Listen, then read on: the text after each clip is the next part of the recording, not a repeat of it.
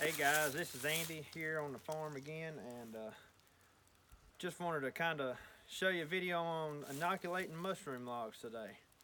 I've never done this before, but if you're interested in doing it, watch this video and I'll kind of take you along on the journey with me, and we'll see how this goes, and hopefully a year from now I can bring you back down here and show you some beautiful shiitake mushrooms. And so stay tuned and let's get this thing started.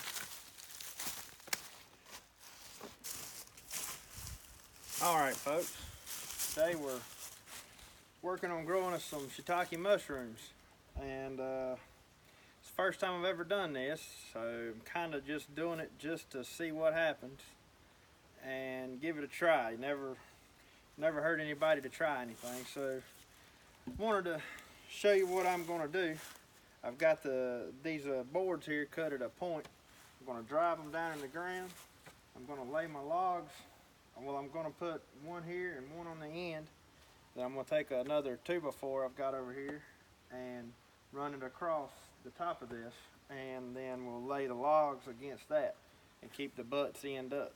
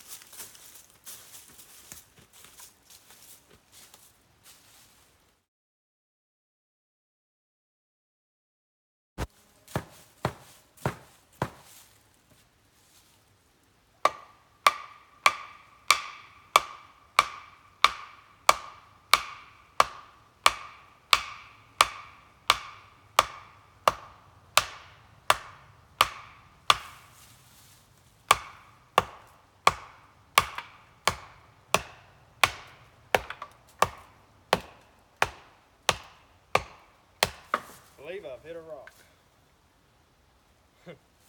I think that'll hold.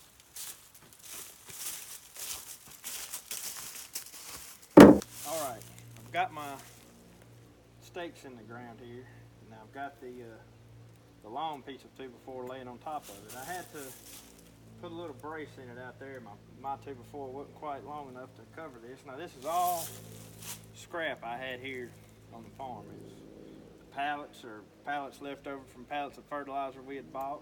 The 2x4 was left over from something. I don't know, I can't remember. But I mean, I keep everything, so just because you never know when you're going to need it. Otherwise, I'd have had to went out and bought all of this lumber. And I'm going to screw this down, and I'm going to go cut some braces, put at each end.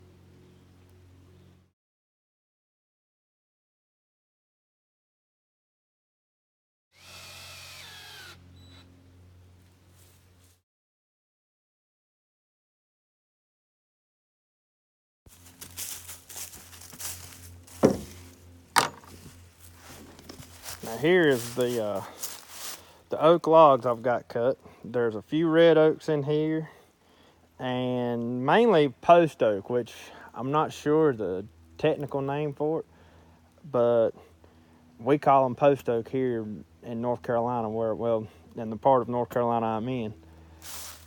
But anyways, from everything I've been told and read, and even the instructions that come with the mushroom spores, say that to use oak. So that's what we've got. Now I'm going to cut, well, as I'm going to show you here, this is where I had to brace it up. I know none of this it's not like a perfectionist job, but I mean, I'm down here in the woods. It's a mushroom rack. It doesn't have to be perfect, but it's going to serve the purpose. And like I said, all of this is stuff that we already had. And the pallets are here just to keep the ends of the logs off the ground. Then we will lay the logs up once we get the spores put in, just like this. They'll be laying against that log just like that. As you can see, I'm down here on the creek. I've got these on the creek. I mean, I guess you can do them anywhere as long as it's a shady spot, but I put them down here on the creek just because it stays cool, it's shady, and it stays damp down here. And I think that's probably the best environment for a mushroom. So, like I say, this is a learning experience. I want to try it just like you guys. So, I want to see what happens. But I'm going to cut me some braces now to put from here to here, just to sort of strengthen this up just a little bit. Got my braces, I got them put on, and all I did was, I didn't really want to ride all the way back up to the barn to get some more lumber. So I went out here in the woods and just cut me a couple of oak braces there. Just cut them at an angle and put them in, and this thing is pretty darn sturdy. I mean, for what it is, it's pretty sturdy. Shouldn't have any problem at all holding up these logs. Now, I've got, you see right here, I've got my drill. And I don't know if you can see that on there or not. If I had some tape down here with me, that's what I would use. But I went ahead and took the wax and just kind of rubbed it on the drill bit. Right there. You can see it. And that's just going to let me mark it to where I can put it in the log the right depth. Then I've also got a little chunk of wax here cut off. I'm going to get started on drilling the holes.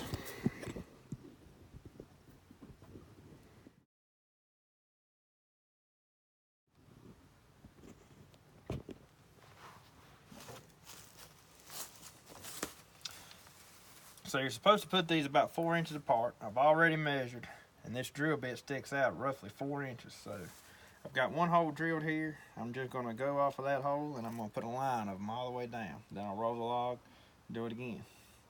So 4 inches. And I'm pretty sure this doesn't have to be an exact science. I mean, we're inoculating this log for mushrooms. It doesn't have to be perfect. If any of you guys that watch this video see something I'm doing wrong, please let me know, because I'm new to this, and this is just something I wanted to try. So I'm not gonna do all of them right now. I've got over 400 spores to put in this log, or put in these logs. So, get all these holes here drilled.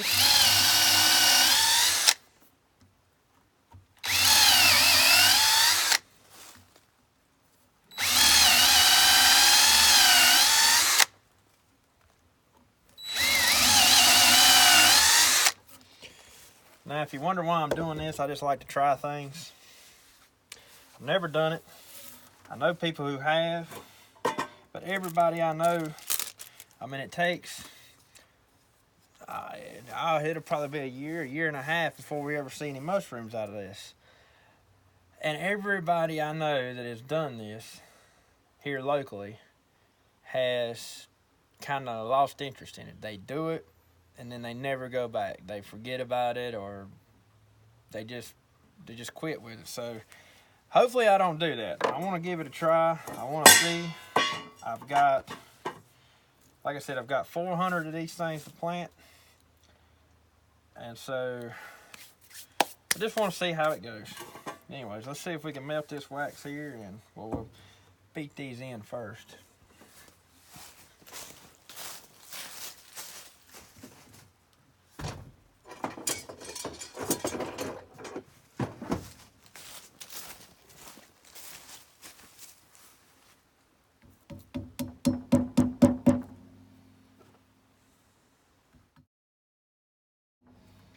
drilling that hole with a 3/8 bit works nice. I've seen some of these guys, I've watched several videos on YouTube, and they really have to pound them in, and so this works real nice. They're going in real easy, and give them that little extra tap, and it puts them right down below the top of the log where they're supposed to be.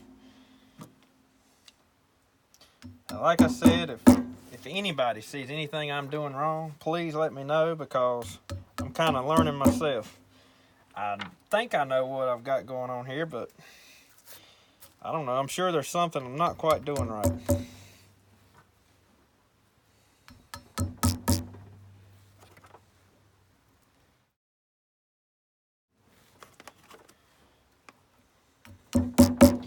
So, all right, we've got that line put in. Let's see if we can get this melted.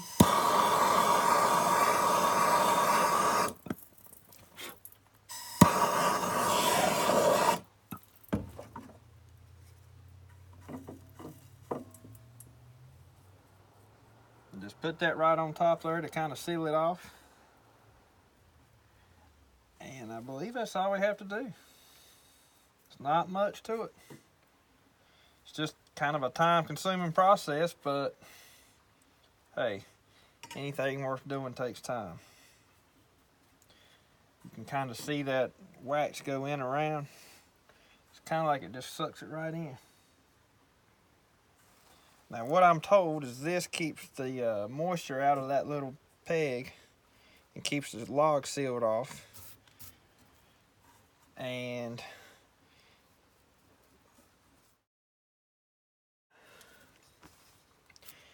about a year and a half, we'll probably start to see some mushrooms popping out of this. So, if you can, I don't know if you can see here or not, but I've got several more logs here to do, so I'm not going to bore you with all this drilling. But that's it. Getting up close here, you can see right there. I've got it all sealed off. It's already turning back hard again. And so I'm going to put another row here, another row on the other side. And then I'll have this part right here facing up as I lay the log on the rack. And so I'm not gonna, like I said, I'm not gonna bore you with all this drilling. I'm gonna go ahead and get started on it. I've got a lot to do, and I'll be back when I get this stuff finished up. All right, just to give you an idea of what this is gonna look like, I'll have logs placed all the way through. And just to answer a little question that I was kind of wondering myself, there's almost 36 spores in this one log. Now, it is right at 4 foot long and probably 4 to 5 inch diameter. And so that just kind of gives you an idea of how many spores will go into one log. I wasn't very sure of that, and I'm still not 100% sure that many is supposed to be in each log, but I believe that's right. And so I've probably got too many logs cut for what I've got to do. And most of mine they're all over 3 foot. Most of them are right in the 4 foot range. And so that just gives you an idea. But anyways, this is what it's going to look like. Hopefully I'll have enough to go all the way across and fill this thing up. I don't know. I don't really think I'm going to. But if I don't, it's fine.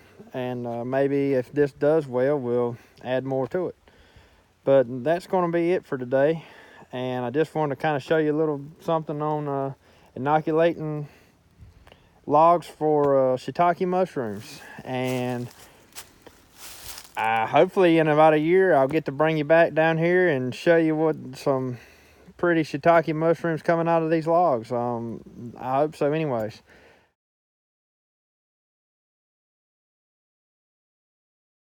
Now, also, I wanted to mention one more thing. These mushroom logs need to be put somewhere where you're going to be passing them a lot, and so you don't forget about them. And because once they start blooming, I guess that's what you call it, you need to keep a check on them, because you got to pick them at that right time. And just so you can see, we're down here where this is one of our bigger garden spots, and we plant some corn and potatoes down here. So we're in and out regularly. And so, you know, we'll pass these things, and if they have mushrooms blooming out on them, we'll see them.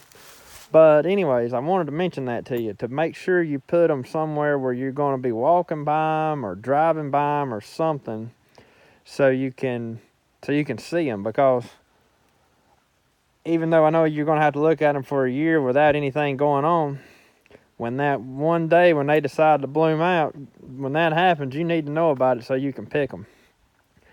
And but anyways, if you like seeing stuff like this, if you like seeing anything farm related, I mean, when spring gets here, we're going to be doing a whole lot more other stuff.